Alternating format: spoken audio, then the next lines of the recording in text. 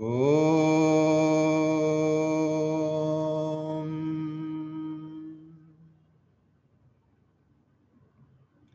Om.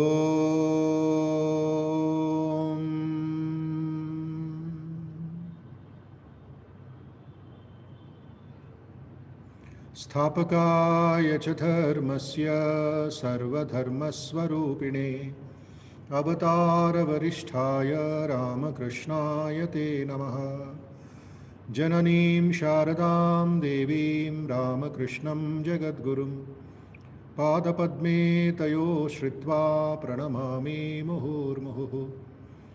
नमः श्रीयतिराजाय विवेकानन्दसूरये सच्चित्सुखस्वरूपाय स्वामिने तापहारिणे अखण्डमण्डलाकारं व्याप्तं येन चराचरं तत्पदं दर्शितं येन तस्मै श्रीगुरवे नमः।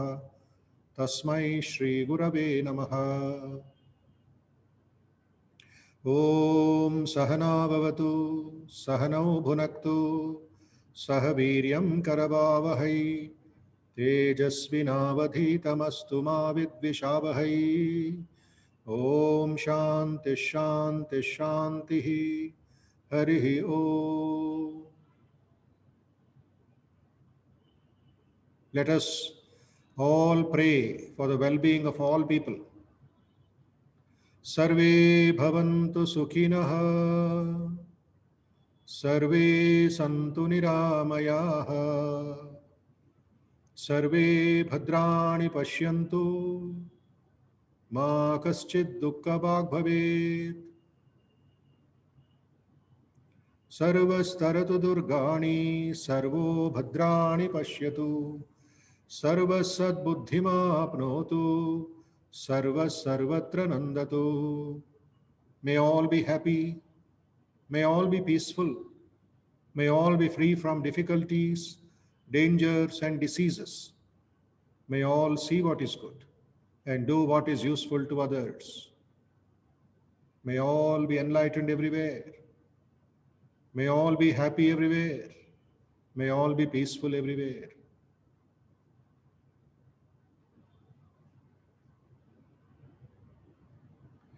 Om.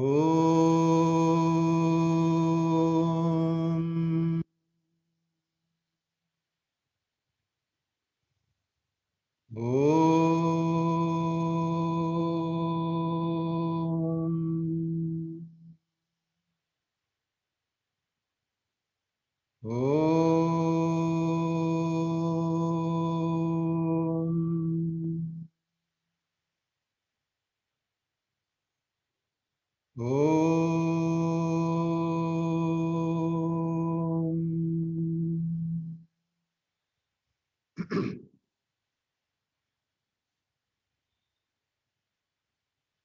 Few seconds, please maintain quietness, slow breathing, peaceful breathing, and follow the rhythm of the Tanpura.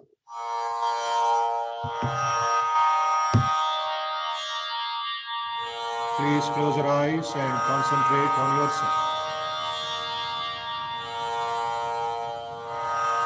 Please close your eyes, everybody. Harshaditya, close your eyes and sit straight. Body language very important.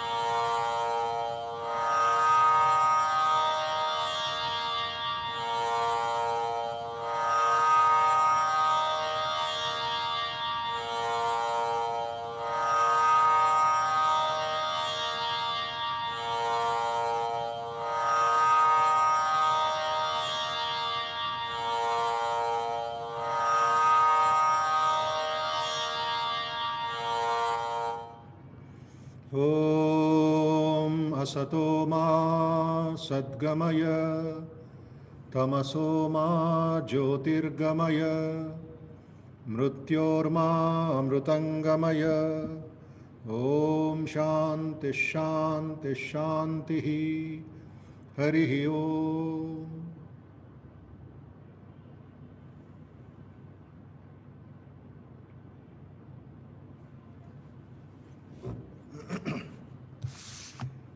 Yes, namaste to everybody. Very good evening. Shubha Sandhya, Susandhya.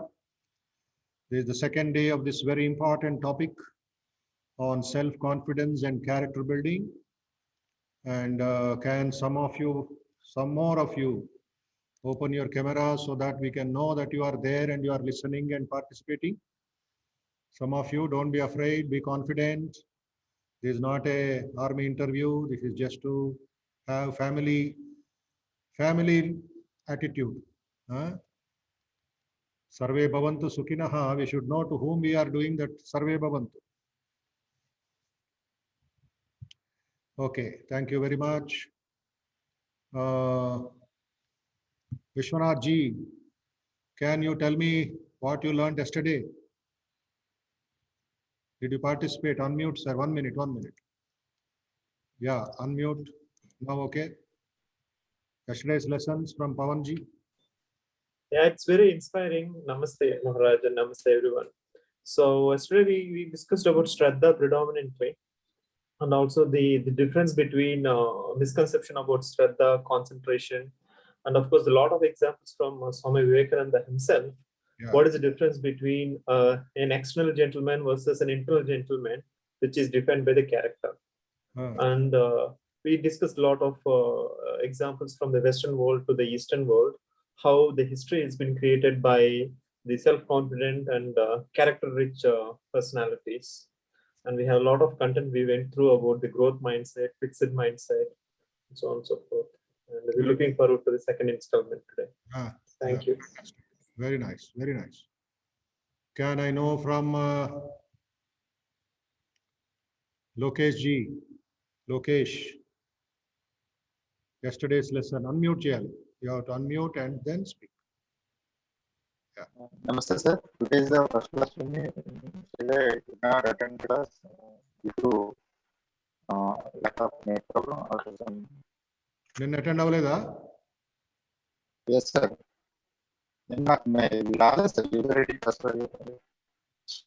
anyway, Pawan, you can revise once yesterday's lesson just for in case somebody has missed out. Yes. Can we know from Nivedita lessons? Nivedita ji, can you tell me what you learned yesterday? Yes, Maharaj. Namaste, Maharaj. Namaste. I learned about positivity and how to improve our self-confidence, Maharaj. How to improve? You tell me how to improve. By facing some challenges, like we have to face all the difficult challenges, and by overcoming the challenges, we can improve our self-confidence, Maharaj. Okay. Very nice. Very good. So we'll go forward today, second day, more knowledge, more ideas. So this, in the aspect of building your character, it is called Shila Nirmana. Shila Nirmanamu. Vivekananda wanted our country to have more of character than anything else. You may not speak English well, or you may not give speeches, you may not write well, but if your character is strong, whole world will be at your feet. But on the contrary, if the character is loose and you have everything in the world, then one day it is only chatta, it is only garbage. You are selling yourself in the market for a few rupees. So all of you who are family members, who are young people, who are professionals, who are dealing with other members, other human beings, should emphasize this character. And there is an argument today, everybody is cheating, everybody is doing, what is the use if I do? That is the problem. That is the weakness. That is the damage that we are doing to our country. The national character. What is India's national ideals? Vivekananda said, the national ideals of India are renunciation and service. Intensify her in those channels and the rest will take care of itself. So national character is there. Japanese have national character, national pride. And then every country has got its own national character. And we have national bird, peacock, national flower, lotus, national anthem, national flag, national some music, national game. So, but the character makes a lot of difference. If you really want to judge of the character of a man, look not at his great performances. Every fool may become a hero at one time or another. Watch a man do his most common actions. Those are indeed the things which will tell you the real character of a great man. This is where we do mistake. We are neglecting small things and looking at big things. We are not able to stand on two legs. We are thinking of getting a gold medal in Olympics. Small things. Let it be a pen. I'll give you a small example in Swami Vivekananda's life, combined with Sister Nivedita, his disciple, and Vivekananda's brother disciple, Swami Turiyanandaji. Turiyanandaji, Mahayogi. And he conquered sleep. He commanded sleep. When he wants, sleep should come. Not when we open the eyes, we sleep. So Turiyanji never wanted to leave India and go to the West. But Vivekananda insisted, you should go and show the people what meditation is, what yoga is, what Vedanta is. So Vivekananda took him second time. When Vivekananda was going second time, Turiyanji accompanied him. And on the way, he told Sister Nivedita, who was a Western lady, an European, English lady, Irish rather, Sister Nivedita, please teach Haribai. They used to call him Haribai, his Purvashrama, his pre-monastic name, Harinath. So Haribai, please teach him table manners. Yeah, very small work, you know. Man of meditation, man of yoga, man of high samadhi. But Swamiji said, teach him table manners, how to sit, how to put that napkin, apron, how to hold the spoon, how to hold the fork, where to keep the water. Because he was growing only in a small house in Calcutta. He doesn't have sophistication, a tremendous personality. And Turiyanji is sitting on the table, ship is traveling. Sister Nivedita is sitting opposite to him. Swami Vivekananda is watching. Sister Nivedita, as a lesson, she asked, Swami, please give me that butter knife, that small knife which is used for applying butter on the bread. Please give me that.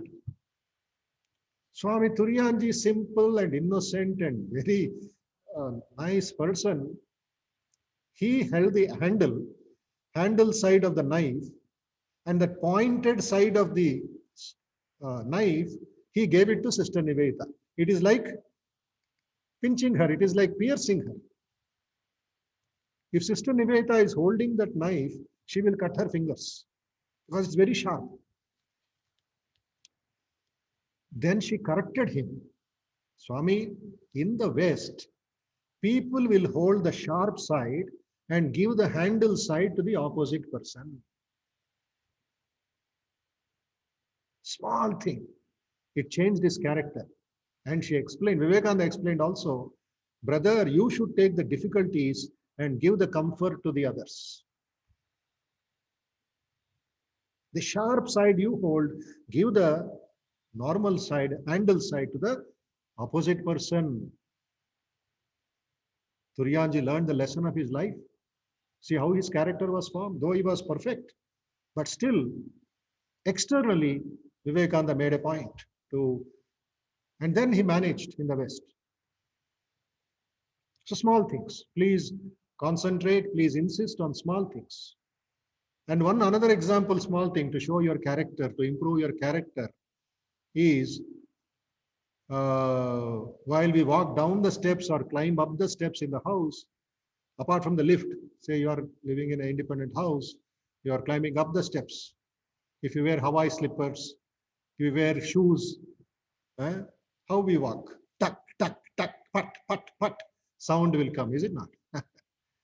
As if the whole world should see that you are walking. There's an art in walking. You should feel somebody else may be sleeping, somebody else may be studying, somebody in the family needs silence, and you should walk very quietly. The tapa tapa sound, pata pata sound, shoe sound, or talking loudly. These show small actions. Smooth walking. Some people come even to our institute in Ramakrishna Math here. Before the class, they'll be walking in the road outside, and this fellow will call somebody in his friend or somebody outside, or he will get a call at 6 o'clock if the class is at 6:10. You know how loudly they talk? As if this fellow is talking to New Delhi without a mic. And all the cinema or family matters or scolding somebody, this is the problem. Ray, you are talking in the phone to your friend. Why don't you talk only between you and that opposite person? Why all people should be disturbed? Character. We did not insist on this. Last point. If a man with an ideal, please remember this quotation, very important. If a man with an ideal makes 1,000 mistakes, a man without an ideal, a man with an ideal, if he makes 1,000 mistakes, I am sure that the man without an ideal will make 50,000. Think about it. Importance of adarsham, ideal, role model, in normal language we say.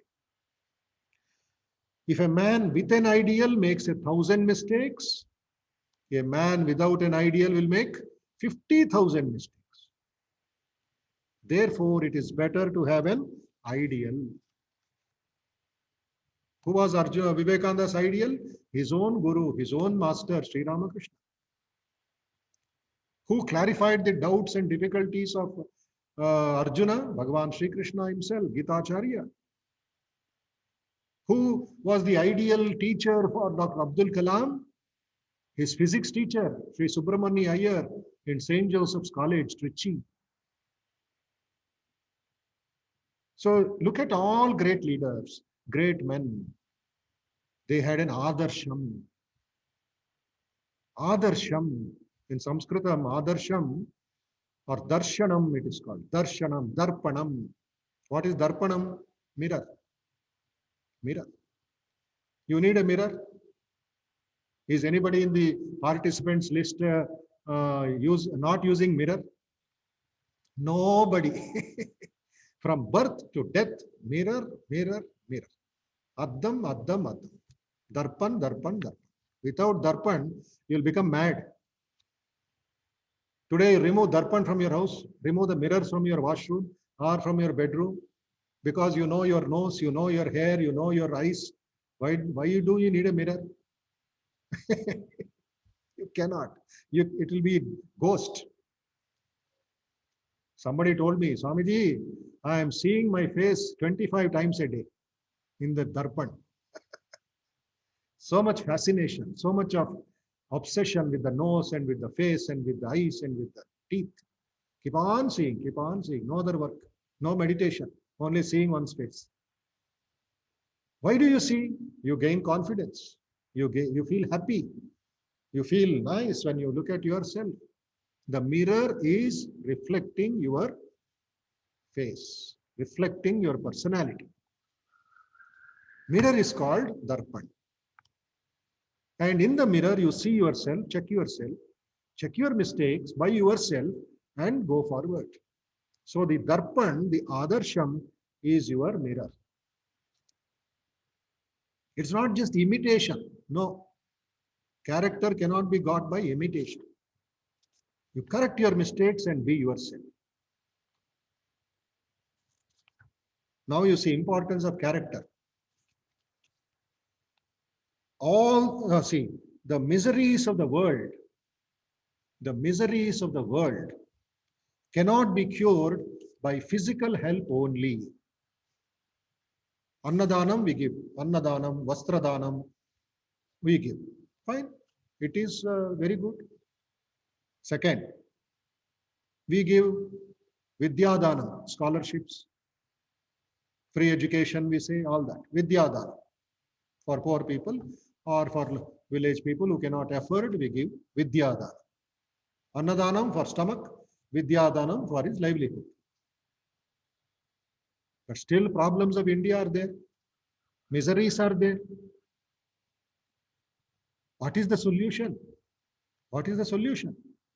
See, until man's character changes, these physical needs will always arise and miseries will always be felt. And no amount of physical help will cure them completely. The only solution of this problem is to make mankind pure. Ignorance is the mother of all the evil and all the misery we see. Let men have light. Let them be pure and spiritually strong and educated. Then alone will misery cease in the world, not before. We may convert every house in the country into a charity asylum. We may fill the land with hospitals, but the misery of man will still continue to exist until man's character changes. Man's character has to change, then the miseries and problems of the country will change. That is the emphasis, that is our goal, that is our purpose. Human excellence means character excellence. Temptation, no. Procrastination, no. I'm responsible for this situation as a police officer, as an IAS officer, as a secretary staff, etc. Character. Let the whole world go. Character. So 1 to 2, 2 to 4, 4 to 8, 8 to 15, character. So please think about this. Find out good examples of this, Adarsha Purushas of this. And along with self-confidence, work on the process of improving your character. Vidyarthi Dharma, parents Dharma, officer Dharma, mother's Dharma, teacher's Dharma is their character. So, such an important combination of self-confidence and character. They both go together like two wings of a bird which has to fly. Okay. So, just an introductory note I've given. Pawan Deshmukh, our volunteer faculty, young faculty, will share further knowledge on these subjects today also. Over to Pawanji. Welcome. Thank you. May God bless you and inspire you. Pranam Maharaj and namaskar to everyone.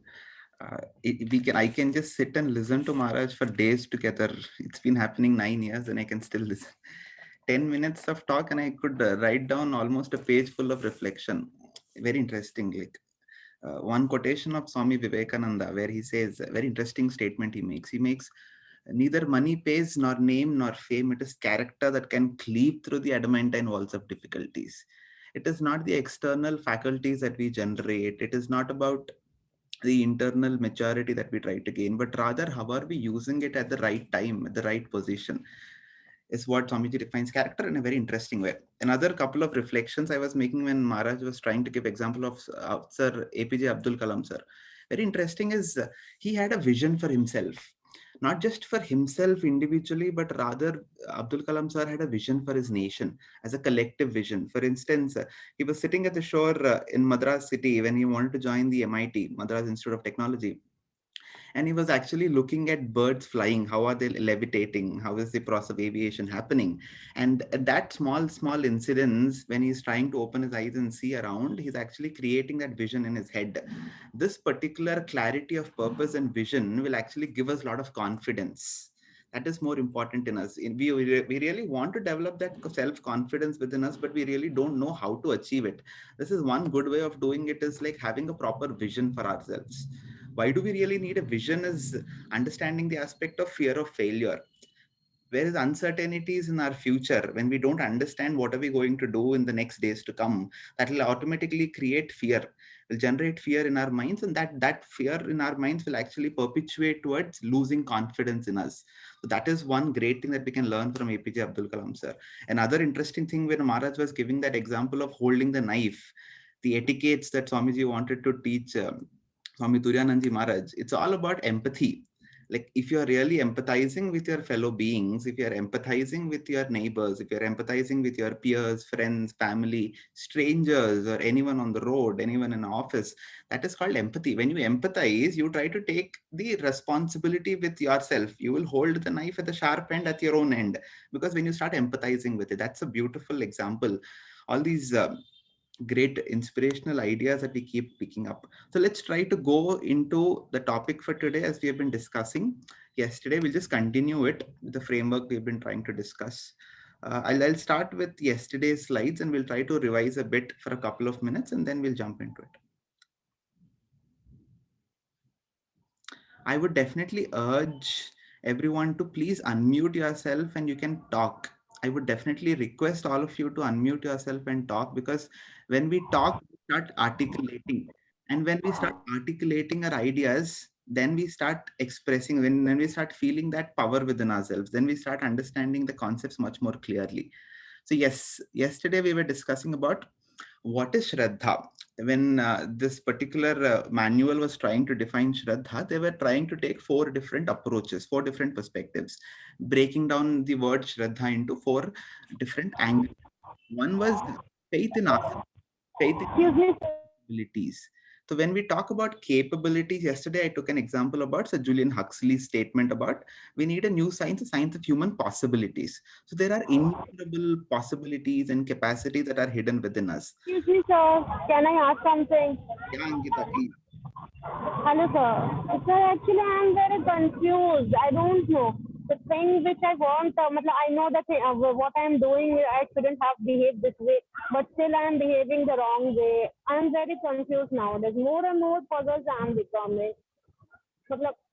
Every day I am becoming more puzzled. My old anger, frustration, unnecessarily shouting at my kid, not having patience to make him understand. He's in first grade while he's having his online classes. So when I make him attend the classes, he's doing silly mistakes. I'm making him understand again and again. Again, he's doing the same mistake. I'm becoming short-tempered and shouting at him, screaming at him. I know I shouldn't behave that way, but still I am doing it the same way. I don't know what. I'm very puzzled nowadays. Raj, do you want to say something? Can you guide me? Amma, this is not this platform is for the class on the subject confidence. This is your personal problem. Please write separately to our email ID hyderabad.vihe@rkmm.org. You learn first 5 days. You learn slowly. Don't be excited or impatient. You write to me separately. We will deal with it. Okay.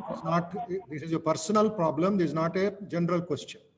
So please write to me. We will see which faculty will help you out in this problem. Okay, sir. Now you learn. You sit down and learn properly. Okay. Okay, sir. Great. So as we continue in understanding the elements of Shraddha, this particular manual was dividing into 4 different perspectives. One was understanding our own capacity that are hidden within ourselves. And second one is picking that approach of a positivistic approach. For instance, not at all trying to allow the negative thoughts and ideas to come close to us and trying to fill our mind with a lot of positive ideas. Yesterday, we were discussing about a story about the Russian boxer who has been confined to a particular glass chamber. And when a lot of negative ideas have been instilled in his his mind, and the way that his whole self-esteem and self-efficacy was completely brought down to a minuscule level because of a lot of negative influences that he has been having in his life. So that has been pulling his confidence down. Third one is believing in our own future. For instance, just now as we have been discussing, because when we don't have a proper plan or a vision for our next days to come, what is going to happen if we don't have that clarity of purpose? If for myself, then I'll start losing confidence in myself.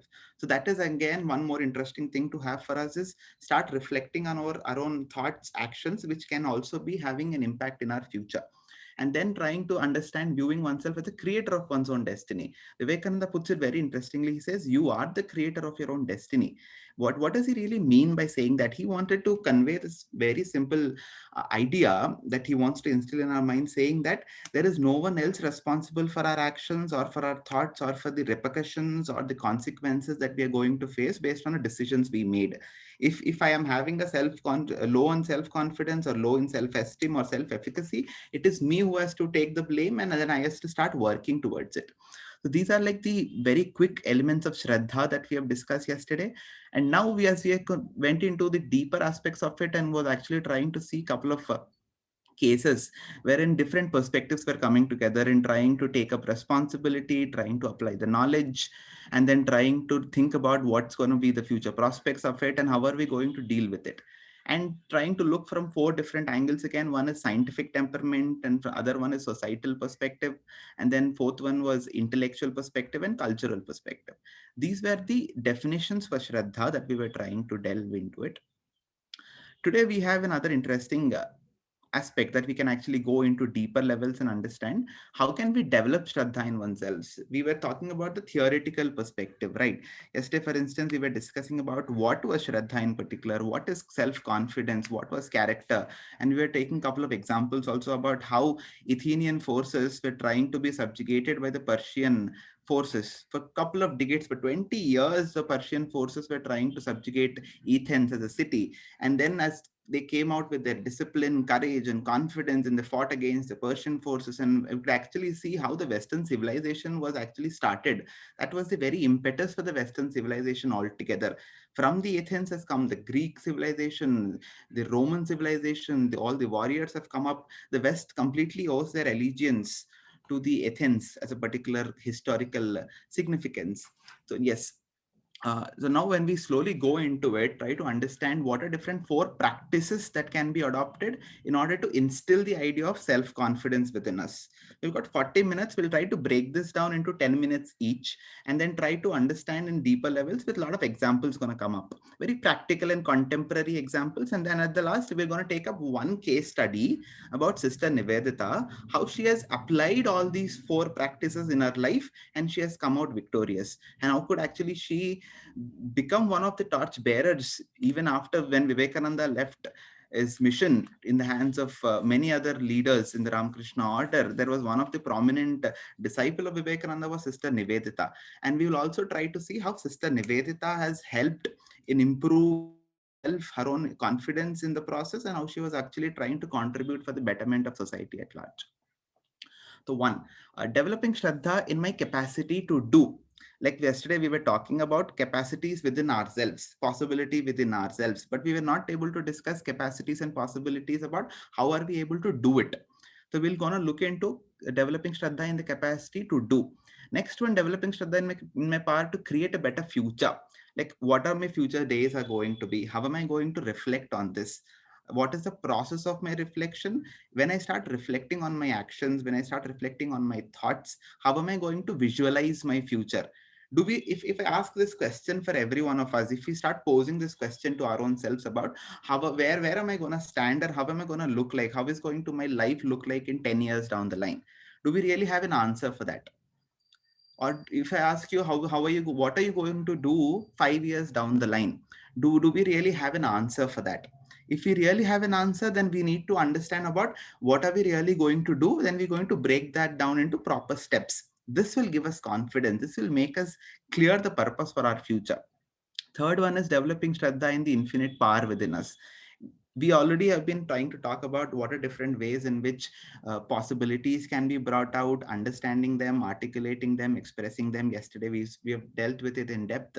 Today, we're going to understand what are those infinite power within us and how are we going to understand this. Next one is developing Shraddha in my heritage. For instance, who are those greater leaders in our country or even in the world across who have actually contributed to the betterment of society at large? Yesterday, we spoke about Napoleon Bonaparte, the courage that he had to fight against the army. How about Maharana Pratap, Chhatrapati Shivaji, or even Sri Krishna Devaraya, or even Swami Vivekananda for that matter? A single man, a monk in the country of India, coming from a country which has been colonized by Britishers for such a long period of time and traveling across the sea, trying to reach to an alien country in America and trying to talk in front of 7,000 people in the world's parliament of religions and coming out victorious and trying to take that name of a cyclonic monk. That has been tremendous courage that has been needed. Even Vivekananda was stumbling in the process. When his name was being called to come up on stage and speak, even Vivekananda was like asking, can you put my name at the last? Can you put my name at the last? So the organizers were saying, now is your turn going to come up on the stage and please speak, give out your speech. But Vivekananda was asking them, can you put my name at the last? Can you put my name at the last? Even Vivekananda had to face a lot of challenges. But later when his name has come, when the opportunity has come to express his divinity, his excellence, as we are sitting in this institute trying to take up this course in the Vivekananda Institute of Human Excellence, it is our duty as a citizens of this country, as a human being, to move towards excellence. As Vivekananda has taken up that opportunity, that courage with that confidence, he stepped onto the dais in front of 7,000 people. He closed his eyes, he meditated on Mother Saraswati, and then he opened up his whole knowledge, plethora of knowledge in front of 7,000 people. He simply spoke 5 words. He said, sisters and brothers of America, and 7,000 people rose to their feet and they clapped for 3 minutes straight. That is how we have to develop the confidence within ourselves. We need to believe in ourselves. Vivekananda believed in himself that he could actually do something great. He could actually come up with an idea that will be useful and beneficial for the society at large. These were a few things that we were discussing yesterday. One interesting story that we can understand about what is not just able to theorize aspects, but putting them under application. So I'll just read out the story. It's a very interesting story that Sri Ramakrishna is used to tell in the Gospel of Sri Ramakrishna book. Once a scholar was crossing a river in a boat. A scholar who has learned a lot of things in his life, who has actually memorized a lot of Vedas or different mythologies or different science fields of sciences that he has studied in his life, was actually crossing a river in a small boat. To start a conversation, the scholars generally do this. They delve into themselves into a lot of conversations because they feel they know a lot of things. This is again moving towards overconfidence. Try to understand that bar between confidence and overconfidence. To start a conversation, he named different books and asked the boatman if he had read any of them. He named 7 to 10 books, 15 books, and he started asking, have you read this book? Have you read that book? The boatman was very humble, very, very quiet. And then boatman said he didn't.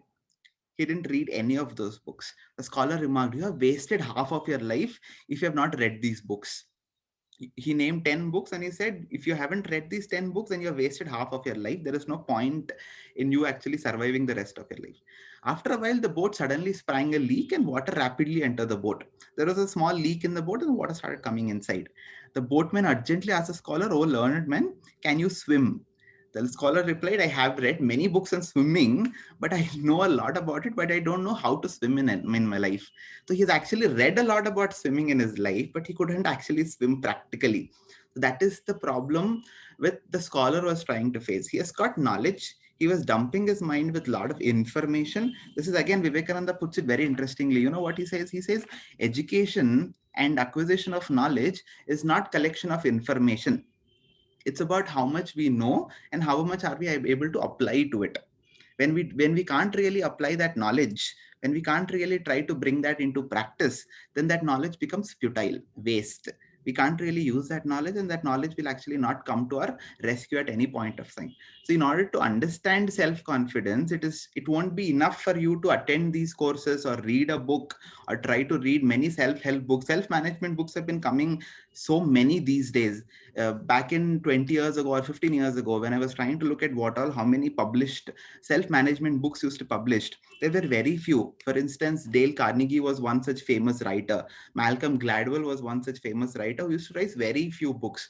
Nowadays, you get to see hundreds of self-management books coming each and every day. So there is a lot of information available. When we start gathering much of information, that won't be sufficient enough for us.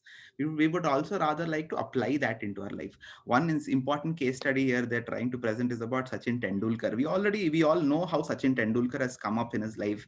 Very hardworking, very industrious. So much he has contributed for the field of cricket in our country.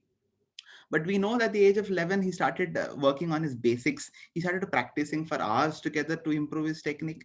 And then later, he slowly started building his career by joining in the local clubs. He started working on his capabilities. He had this vision for himself.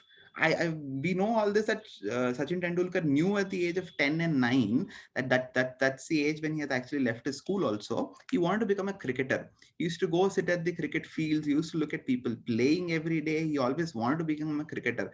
So that vision, the clarity of purpose was already set. And then he slowly started building that basics in his life. And with this different stages we are discussing today is the stages of confidence building, character development. At the age of 11, he started working on his basics. Then he started joining the local clubs. And then he started moving with the professional team, started understanding how different situations keep changing. How can we actually deal with different best bowlers in the world? And then we can actually see how excellent cricketer that he has actually transformed into. There are three major aspects that we need in order to become excellent in our lives. One is we need knowledge. We are attending this session. We are actually trying to look at different people. We are acquiring a lot of knowledge in our life. That is much necessary. Second one is we need skills also to apply that knowledge. We need definitely those skills, the particular skills in our life that can actually help us in transforming that knowledge into proper application based channels. And third one that is important is mindset. And self-confidence lies in that bracket of mindset. Because self-confidence is nothing that something else can be given out from outside. I can't really give you self-confidence through the session. So no one in this world can actually give us self-confidence for us. Self-confidence has to come inherently, and that is inbuilt in our mindset. Third one, the trigger, third 1C that they're trying to discuss in here is very interesting. About just now we spoke about fear of failure. Like when we don't have a clarity of purpose, when we don't define our vision, then we start losing confidence because we have a lot of fears in our life. For example, remember the first time you tried to ride a bicycle, you would have fallen many times. Even I might have fallen. I've learned driving bicycle at the age of 17, I suppose, because there was no one to actually help me to ride a bicycle. Then imagine at the age of 17 trying to fall down again and again. That would have definitely hit my self-esteem in a very bad way. So before learning the balance. Now, can someone just unmute yourself and tell, if you were afraid to fail, would you have succeeded finally? Anyone, can you just unmute yourself and just answer this very simple question? If you were afraid to fail in doing something, if you were afraid of failing in an exam, if you were afraid of getting a job, an interview or something like that, would you have really succeeded in your life? Yes, failure is the first step to be successful. Absolutely. Failure really teaches us a lot. But when we start carrying that failure with us, do you think we can be successful in life? I think we should be. No, at one point in time, our practice should give the confidence so that the fear will turn to kind of effort, and then effort can give the confidence. Absolutely. This is a beautiful statement that we have been discussing yesterday also. Transformation of our thoughts. For instance, if I fail today, if I fail in a certain attempt that I'm trying to move towards being successful in a particular platform, if that particular attempt I fail, so I will have remnants of my failure with me. If I keep carrying those remnants with me, will I be successful again? No. What I'm supposed to do is I need to transform that negative forces of that remnants into a positive outlook. I need to consciously transform my approach towards any attempt from negativity to positivity. This is exactly what we were discussing about being positive in our approach. When we start being conscious about our actions, when we start becoming conscious about our thoughts in each and every day, then we start developing, then we start generating that confidence within us. We'll also try to look at a small video after this page about how self-esteem can be developed in an individual, particularly in when we were children. We were subjected to a lot of self-esteem based issues. Like for instance, when I was studying in a school, I'll tell you a small example about my school, my personal example. I studied in one of the elite reputational schools in Hyderabad. I really don't want to take the name of my school and spoil the reputation of it. We used to have two kinds of batches. One is intensive batch and the other one is non-intensive batch. On the prima facie, on the face of it, you can understand about what does intensive mean and what does non-intensive mean. Intensive was about giving lot of guidance for them. Every day they used to have exams. Every day they used to get worksheets, better quality teachers, better workbooks, better exams, better evaluation mechanisms and different aspects. And then there was this we poor people who never used to get opportunities to acquire all of those aspects of being non-intensive, because there was only one reason, because the intensive could actually pay a lot of money. The non-intensive couldn't pay a lot of money. That's a different story. But what am I trying to say is this affects our self-esteem and eventually it's hit on our self-confidence. Then what are we supposed to do in this situation? Can someone tell me, you find yourself in this challenging situation, what do we do to get out of this? Because you're getting a lot of help in the intensive batch. You're not able to get a lot of help in the non-intensive batch. What do we do in such situation? That is affecting my confidence. What should I do? What should To a child? motivate ourselves, sir. Yeah, one good way to get out of it, we start motivating our own selves. Okay.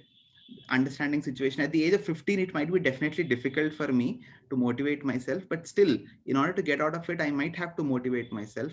What else? What are the other ideas that we can come up with? This will actually help us in trying to solve a problem.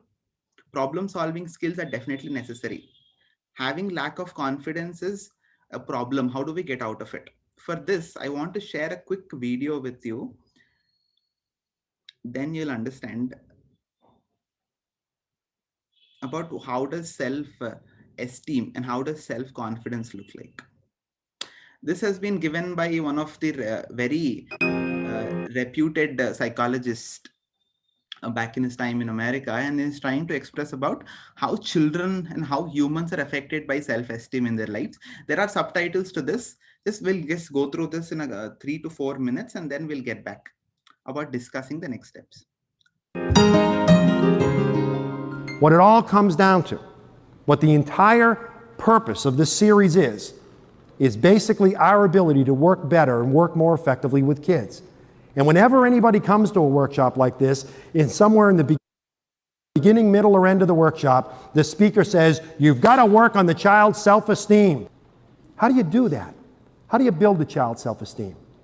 Well, I've come up with an analogy that I think works. In order to build a child's self-esteem and work on a child's self-esteem, I would ask you to think of self-esteem as being poker chips. Self-esteem is basically poker chips. If you've got a good self-esteem, a strong self-esteem, you've got a lot of poker chips. And if you've got a poor self-esteem, a low self-esteem, you don't have many poker chips. Simple as that. Let's talk about two children who go to the school that your child goes to. These two children go to every school in the country. One child is named Joe Cool. Joe Cool has tons and tons and tons of poker chips. How did he get all those poker chips? By good things happening to him. When good things happen to you, you get poker chips. Captain of the football team, he has 10,000 poker chips. Voted king of the homecoming dance, he has 15,000 poker chips. Get your picture in a paper for scoring the winning touchdown, he has 12,000 poker chips. This kid's got millions and millions of poker chips. He's had a charmed life, God bless him. He feels great about himself, and he should. Now, you also lose poker chips when bad things happen to you. You go to the prom, Joe Cool goes to the prom with the best looking girl on campus, 20,000 poker chips. Prom night comes, he's got a pimple on the end of his nose. He loses 3,000 poker chips, but he still has a net gain of 17,000 poker chips. He's still 17,000 poker chips ahead. And this kid goes to school every day with his baskets and bags full of poker chips. And sitting next to him is Larry, the learning disabled kid. Larry, the learning disabled kid, has poker chips like this. This is it. This is all he's ever gotten. Never been voted captain of anything. Didn't go to the prom. Never been on a team. Never got on 100 in a test. Didn't blow the top off his SATs. Didn't even take his SATs. He's got a stack of poker chips like this. And now with the inclusion movement, we make those two kids go to school together and compete against each other in the games of school. I would submit to you that that's not fair. I would submit that that's not fair. Anybody play poker here? Do we have any poker players here? Sir, Chris, could you join me up here? Would you mind? Suppose, Chris, I were to ask you if you wanted to play poker. And I said, Chris, here's basically the deal. You're going to have this many poker chips, okay? I'm going to have, here you go, I'm going to have all the poker chips in the Western world. I have basically 10 million poker chips back there. I'm going to play poker against you. What would be your first response? Would you want to play? I don't think so. Okay, his first response would be, I don't want to play. What do we think the learning disabled kid is saying to us when he says, I don't want to go to school today, Ma? Don't make me go. I got one of those stomach aches again, Ma, don't make me go. Please don't make me go to school today. What's he saying to you? He's saying, I don't have enough chips to get in the game. I don't have enough chips. Don't make me play this game. But we say to him, you got to play. The law says you've got to play, you've got to go to school. So I say to you, Chris, you've got to play poker with me. You're going to have that many chips, and I have bundles and bundles of chips back there. How would you play, Chris? Would you play conservatively, or would you play recklessly? Probably recklessly. Probably recklessly. He would be one of those that would say, I'll bet the whole thing, I don't care. That's what the learning disabled kid that's what the learning disabled kid says when he says, sure, I can walk along the edge of that building. Sure, I can try dope. Sure, I can join a group, a gang. Sure, I can do that. In other words, I'm just going to be spontaneous and do anything. I'm just going to bet the whole thing. I don't care. I'll just bet the whole thing. Would any of you play conservatively? Yeah, some people are saying, I play conservatively. I just bet one chip at a time. That's what the kid with a learning disability is saying to you when he says, no, I don't want to ask anybody to the dance. Don't ask me to, Ma. I don't want to put anything in the science fair. I don't want to go to summer school. I'm going to take the chips that I've got, and I'm going to hold on tight to those, and I'm not going to let these go. And in school, we make these two kids play the game of school against each other, and I would submit to you that that's not fair. So in class, the first day we're in class one day, and the teacher says, who was the president of the United States during the Civil War? And Joe Cool's sitting there and he's saying, I think it was Calvin Coolidge, but I'm not sure. Well, what the heck? I've got 10 million poker chips. If I get this answer wrong, it's only going to cost me 5. Was it Calvin Coolidge? Teacher says no. Larry, the learning disabled kid, is sitting there and he's looking at this little stack of poker chips. He's got 25 poker chips to his name. And he's thinking, I think the answer is Abraham Lincoln. I think the answer is Abraham Lincoln, but I just don't dare answer. I don't dare respond because I have another game I've got to play at lunch. You see, yesterday when I went to lunch, I gave the lunch lady, the one with the hairnet and the tattoo, I gave the lunch lady a $20 bill, and she only gave me change for a 10. And my father said, don't you come back without that extra $10. You go to that lady and you tell her she gave you the wrong change. And he's thinking, that's going to take me 25 chips. It's going to take 25 chips for me to go and ask that lady for my money back. So I don't dare play in this game because if I lose the chips, I won't have enough to play in the game I've got to play at lunch. And the teacher says the right answer is Abraham Lincoln. And Larry goes, oh, I should have done it. I should have done it.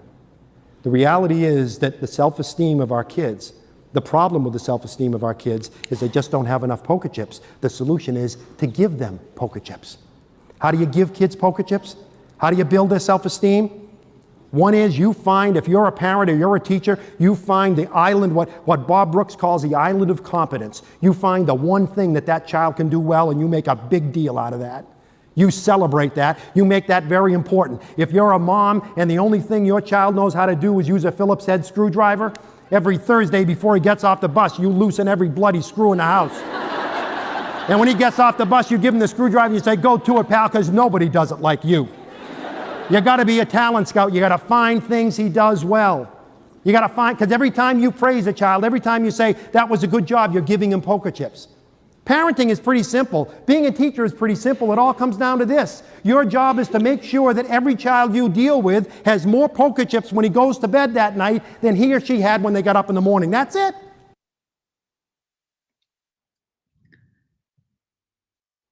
Any quick thoughts about what we've been trying to discuss? He speaks a bit faster. That's the problem. Hey, don't point your. I can push my one. Sorry. Yeah. Any quick thoughts? We'll just try to discuss this and then we'll go forward. Any quick thoughts? Anyone?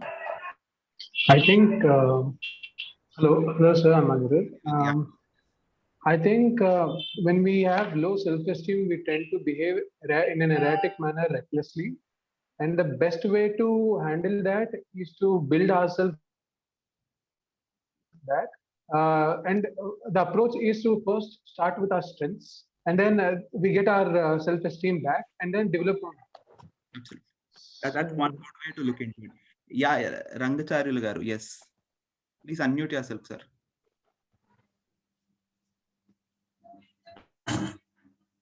I think the conservative approach will curb the freedom of expression. Right. And appreciation will always encourage the expression. So esteem gets built when confidence is passed on from one who is appreciating to the one who is in the reception. So the poker chips are nothing but the appreciations. Yeah. When we start appreciating around people, the people around us, when we start appreciating our own selves, when we start appreciating our own family, our peers, our children, our mother, our father, when we start appreciating, they start feeling more confident in the work they do. For instance, that's good to expect people to appreciate us, but at times we also need to start appreciating our own selves. That is even more important, because when you don't appreciate your own self, you will not find courage, or I will not find courage in myself to take any other challenges that are going to come up in the future. That was one good way to look into it. Yes, I'll just try to summarize and try to break down that video quickly in a minute and then try to move forward. He was talking about a couple of things. One is all good things that are happening around us, all good things that are happening with us. So there might not always be good things happening with us. There might be challenges coming our way. There might be different kinds of problems coming our way. And then it'll affect us when we don't have that confidence within us. He's just talking about confidence, self-esteem as poker chips. And we don't have that confidence with me, then I might not be able to embrace my challenges. That is one practical hint in order to try to be more confident in life, is to take risk. And that risk has to be better in a calculative way. You need to reflect on your thoughts, you need to reflect on your actions and be calculate about what risk are you taking. And that risk has to be definitely taken in a certain way, because that will again help me in being successful in a smaller way. Like we were looking at how Sachin Tendulkar has become an excellent cricketer, but he has become not just in a day. From the age of 11 till the age of his retirement at the age of 36, he started developing his career stage by stage, step by step. So confidence can't be built in an overnight, in a fortnight, or in a month or a year. It has to happen through the course of time. So, and confidence is not the end of it. Confidence is just a means towards getting a better character in life. So confidence is the pathway. It is not the end. It's not the end result that we're going to look at. So reflecting on who are we, what do we have, and how are we going to look at our own self is one great thing. Again, creating opportunities for ourselves is another important aspect that we need to be picking up. We need to create opportunities for ourselves in order to be successful in life, in order to become a better person, in order to have a better personality or a character. We need to start creating those opportunities. If I don't test myself, if I don't evaluate my own work, if I don't be critical with myself, if I don't understand what are my strengths, if I don't understand what are my areas of development, if there is nothing to develop in my life, then I become static. Being static is the most dangerous thing. That it'll again in the reverse way, in the opposite side of the coin, it'll affect our confidence. Again, based on lack of self-confidence, self-esteem, then our character will be affected. Our thoughts will be affected. Our actions will be affected. Our future will be affected. So developing necessary skills, knowledge and mindset. Apart from this, another beautiful statement that Shankaracharya makes is Satsangatve Nissangatvam, Nissangatve Nirmohatvam, Nirmohatve Nishchalatatvam, Nishchalatatve Jivan Mukti. What he's simply trying to say is, he's asking us to have better people around us. When we start mingling with better people, Satsangatya means being in the company of better people, being in the company of good people, being in the company of people who can actually make us move towards dharmic people, or make us do something good for ourselves. So having those people around us, having those peers around us, having that company with us will actually help us in improve our confidence.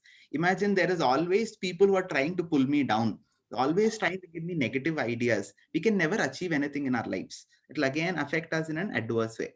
So quickly, let's get back to our thing that we've been discussing. So yes, as we've discussed about 3 triggers, one is you need to act. That is not enough if you just keep theorizing. If you just keep knowing things, that is not at all enough. You need to theorize. Next one is we are looking at how step by step you need to develop your career, you need to develop your character, you need to develop your confidence from one stage to another stage. It has to come on a very periodical, scaffolded manner. This is a very good word we keep using in our education circles, is scaffolded. Whenever they want to construct a building, they try to build that scaffolding in the front of the building so that the laborers or the other people can climb that scaffold and move to the upper floors initially, because there are no stairs and everything constructed. So understanding ourselves and building our character in a scaffolded manner is more important.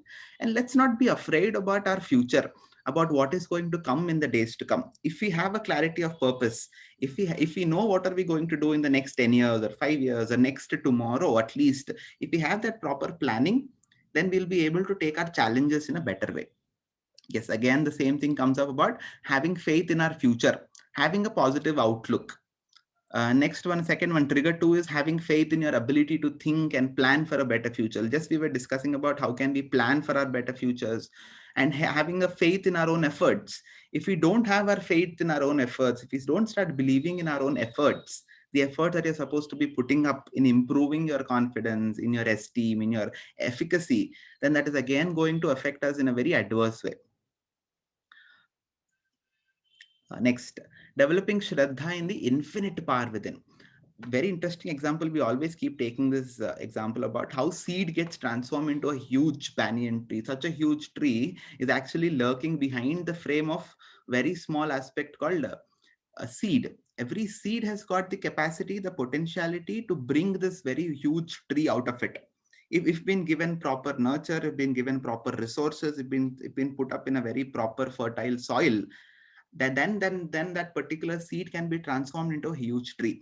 Just now we were discussing about being in the company of better people. That is exactly can be connected to this example about how a seed been put in a fertile land.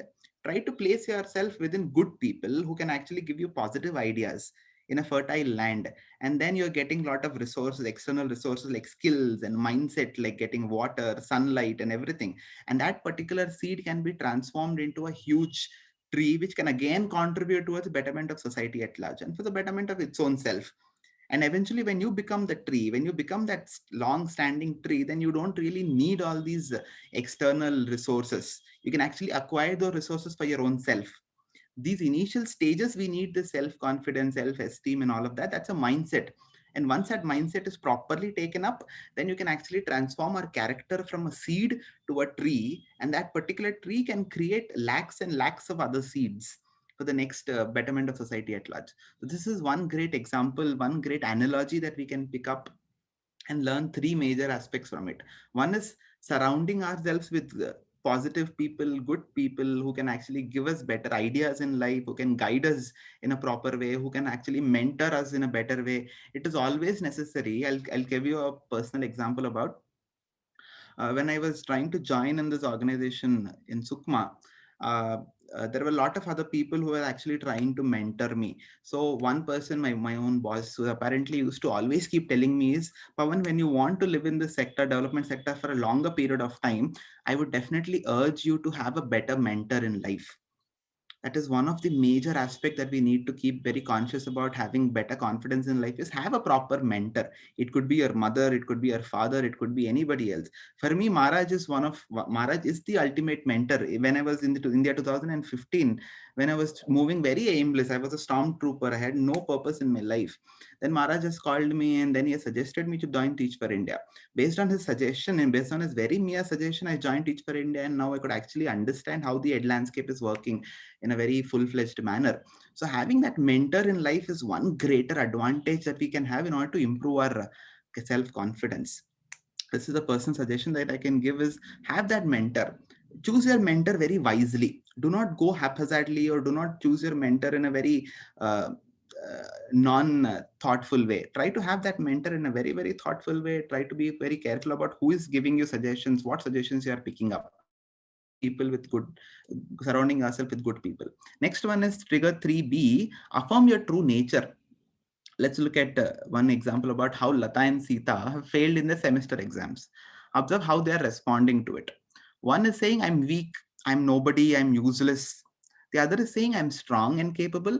I know I can work hard and come back from this setback. Again, I'm saying about positive thoughts. Trying to give yourself that positivity, saying that you can do this, that can do approach is more important than anything else. If you can actually give yourself that scope and saying that, patting your own self back and saying, yes, there has been problems now. I have seen failure right now, but in the future, I can definitely make something better out of myself. Always need to have that confidence. If you don't really believe in your own self, then no one else can actually believe you. Sri Krishna puts it very interestingly in Bhagavad Gita. He says, Uddharet atmanatmanam natmanam avasadayet. Atmaiva atmano bandhu atmaiva ripuratmanah. He says, Uddharet atmanatmanam. You have to better your own condition. No one else from outside can come and better you. I have to better my own self. If I am not able to better myself, if I'm not able to give myself proper opportunities, if I'm not able to tell myself positive things, then no one in this world can actually help us. Uddharet atmanatmanam. I have to better my own condition. I have to teach myself better things. That is about knowing about positive things and moving out from our judgments. We should never try to be judgmentful about our own selves. Do not jump to conclusions in our life. We should always try to give ourselves scope to learn better things. Like Sri Ramakrishna puts it very interestingly. He says, Sri Ramakrishna Paramahamsa says, as long as we live, so long do we learn. A person is a continuous learner. We always keep learning in our life each and every day from each and every situation or the challenge that keeps coming up. So let's not be judgmental about it. Try to keep learning from our own mistakes, from our own challenges and setbacks. Again, if I don't really want to get into this whole aspect of collective Shraddha, we'll deal with this later. But like we were discussing about Ranasanga, Maharana Pratap, Ahilyabai Holkar, Maitreyi, Nachiketa, these are like historical figures from our heritage, from our culture, from our religion, from different aspects of mythology or history that keep inspiring us, giving us motivation in life to take up challenges and try to learn out of it. Yes, there are different people that we have been discussing here. One such great personalities are like Nachiketa, Subhash Chandra Bose, who actually developed that Shraddha within themselves, who had that Shraddha and who actually brought that Shraddha from inside to outside. And there are people, ideals in the terms of Shraddha is Savitri, Sati Savitri, trying to protect her husband from the god of death, and Mahatma Gandhi, the person who has been extensively working hard in the field of politics in our country and making India a democratic nation, has been an extensive contributor. And then Basanti Behan. An interesting example about Basanti Behan is you should learn about her. She has started an organization called Lakshmi Ashram in Almora in Uttarakhand district. Very interesting. You know what she has done? She started a movement about protecting the trees from getting deforested. She has worked so hard in the aspect of deforestation and trying to bring afforestation back again. And then she started, why did she do that? There's a purpose, there's a clarity of purpose with which she has done.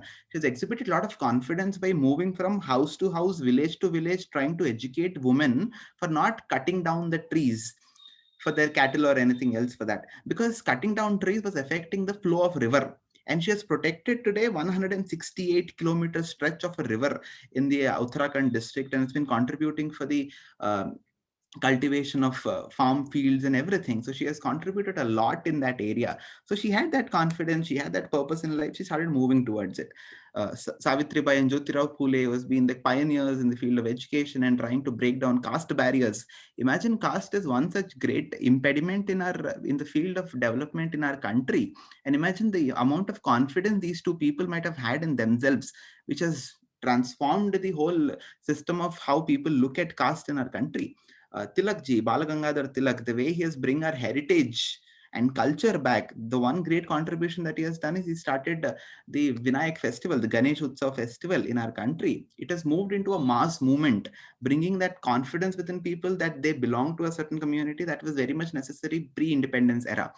They have contributed a lot towards it. C.V. Raman is another great example. He received his Nobel Prize in the year 1930 and is one of the pioneer physicists in our country, has contributed a lot towards developing physics and trying to bring that esteem for us. With having that self-esteem within himself, confidence within himself, he brought all of this for ourselves also. So something which you do, something that you achieve in your life will be useful for hundreds of people outside also.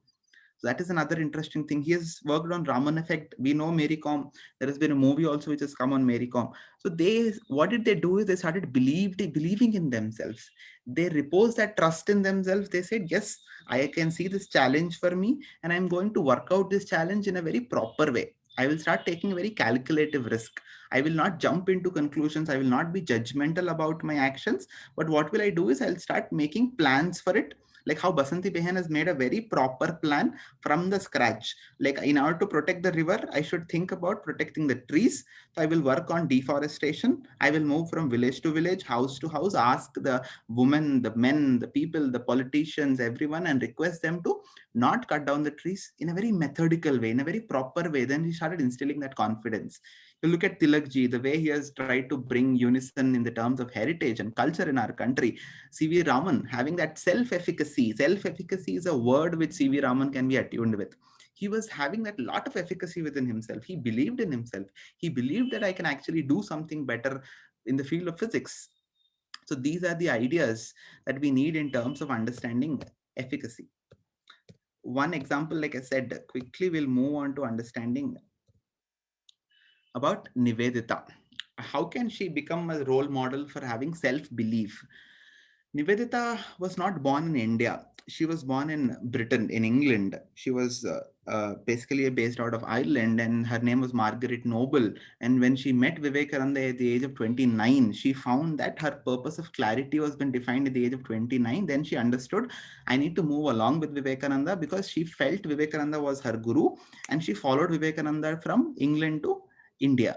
And then she started moving towards doing a lot of other things. She started believing in herself. She was alone in this country. Many people wouldn't believe in her because she was an outsider. She was a colonizer by her region, by her country, by her color. There were a lot of discrimination that used to happen. Then Nivedita started a girls' school in Kolkata back then. One thing that she has asked Vivekananda was, Vivekananda was her teacher, her guru. She was the first disciple of Vivekananda. And then she asked, what do you want me to do in my country? Then Vivekananda looked at her and he said, if you really want to do something, then do one thing. That is love India. By just holding on to that one simple statement, that single statement has transformed her life, and they started taking a lot of challenges in her life. She started writing. She started reading about the culture of our country. She started reading about the heritage of our country, what are different cultural elements are there, what are different languages are there, how India has been constituted as one nation, and what can we do for the betterment of society at large. All she has done just by believing in herself. She started contributing to our country by having that self-belief and then trying to articulate and express that self-belief for the betterment of society at large. She mingled with many people, the revolutionaries, the writers, the freedom fighters. She has inspired many people through the process. So what she has done, she started believing in herself, believing in her destiny, what she is going to do. Just trying to take that one statement from Vivekananda, love India. She transformed herself. She believed in her destiny, that what is she going to do, having clarity of purpose, and then believing in others, believing in people that she has been circled with. Again, the thing comes down to satsangatyam, like having right people with us, having the right mentors for us. When we have that right mentors in life, we can actually achieve anything in life, because they give us positivity every day. When I wake up, when I go to them, they give me positive ideas. When I have a failure, I go to them, they give me that boosting. They give me that sense of purpose back in life. That is more important, and believing in our nation, believing in having a better society at large. Because when my country is good, when my society is good, then I'll also be very good in my life. So these were the ideas about how we can think and we can develop self-confidence in ourselves. How can we believe in ourselves? What can we do in order to break down that belief and try to make it more practical in life? I think we have come to the end of our discussion for today. If anybody wants to say something or any questions, we'll try to discuss it together, and then we'll end the session. I'll also post this PDF here. I'll just, yeah, anybody wants to say something? Thank you very much, Pawan Deshmukh. It's very igniting and very thoughtful. So it only gives us a sense that we are still scratching the surface. A lot to be what to say, understood, and not necessarily the knowledge form, but need to be applied, it need to be reflected, need to be refined further. It's a continuous evolving journey, journaling and all those things. It's very inspiring.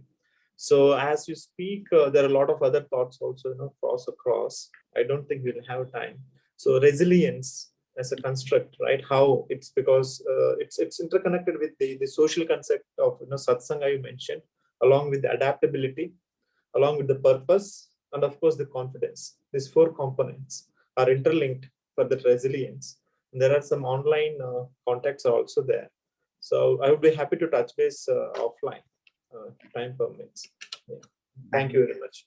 Yeah. I've actually posted the document on the chat box. When you click on that thing, you can actually download that particular document we've been discussing for a couple of days. Yes, sir. Rangacharli garu. Yes, you can. You raised your hand. You want to say something?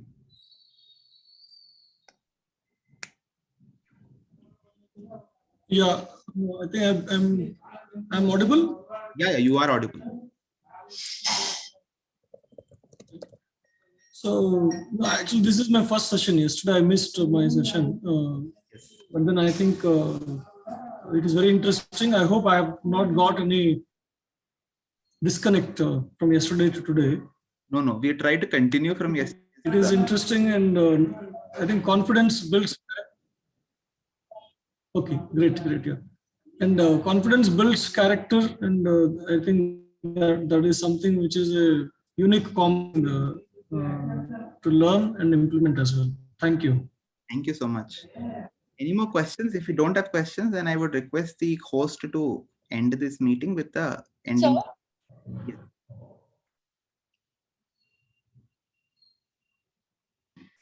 So, Yeah. Yes, Satvika. so even I have missed yesterday's class. So actually, so can you just give a brief idea of what you said in the yesterday's class? We were discussing, I was trying to do a brief overview in the beginning, suppose. For instance, we were just trying to understand what was Shraddha or what are different elements of Shraddha. When you look at this document, which I've posted up, you'll understand. Okay, sir. Thank you. So we didn't get the document. I have posted it, right? I did. There is this, in the chat box, there is this document called One Merged. Yes, Pawan, like we are able to download that one. Thank you very much. Pawan, this is Rajshekhar. I have just one question. Yeah, please. So do we really think this, the fear of failure, does it really exist? It does. For instance, let me let me complete it one or two sentences. When anybody is trying for the first time, they don't know the outcome. Yes. So what is the point of fearing it, right? Yeah. So they want to try it. They need to try it. Okay, that's the first thing. So first they failed it. They're trying again. So still they have two possibilities. Should they try? They should not try. If they want to try, there is again they need to face. They need to see the first. Try itself. Whether should I succeed or not, right? And if they want to continue, right? So they should not. If they don't want to continue, there is no point of feeling failure. Yes. I definitely can't give you a objective answer for this, but it is all completely subjective from person to person. For instance, there is an answer also in the question that you have trying to pose. When we talk about setbacks, we've also discussed this in our presentation about how setbacks comes up. And anytime one setback comes up, then we start having that self-doubt within ourselves. It affects our self-efficacy. When you start doubting your own abilities, when you start doubting your own capacities or capabilities, then there will be a chance for perpetuating of fear in our life. It could be completely subjective from individual to individual. We can't really say that fear is completely possible for any person that is becoming an impediment in their path towards success or something like that. But definitely when you start looking at in a very subjective manner from person to person, then you understand that because of self-doubt and because of having that lurking of self-doubt within each individual, that will dip your self-confidence again. It will affect your self-esteem and it will affect your self-efficacy. And these things will actually affect the way you try to look towards success. And that is what it defines about fear of failure. Okay, then I would request the host to end this meeting with prayer if you are done with it. Yes, sir. Sarve bhavantu sukhinah, sarve santu niramaya, सर्वे भद्राणि पश्यन्तु मा कश्चित् दुःखभाग् भवेत् हरिः ओम् तत्सत् श्रीरामकृष्णार्पणमस्तु लोकाः समस्ताः सुखिनो भवन्तु जय Ram Krishna sir thank you sir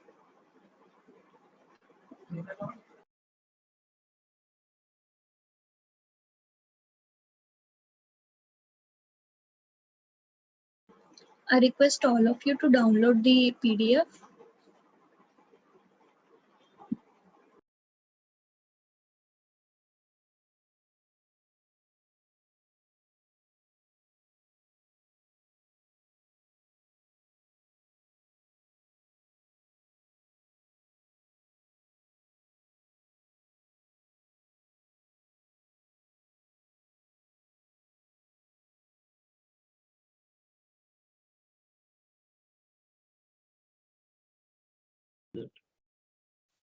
Hello, sir. Hello. How to download the documents? I've just posted the web link about vivekanandaway.org. You can find all those resources in that web page. Okay, thank you, sir.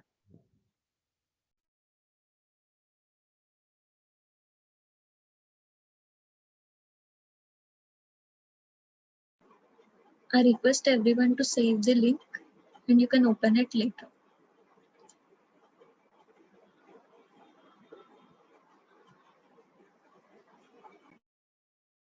Jai Ram Krishna.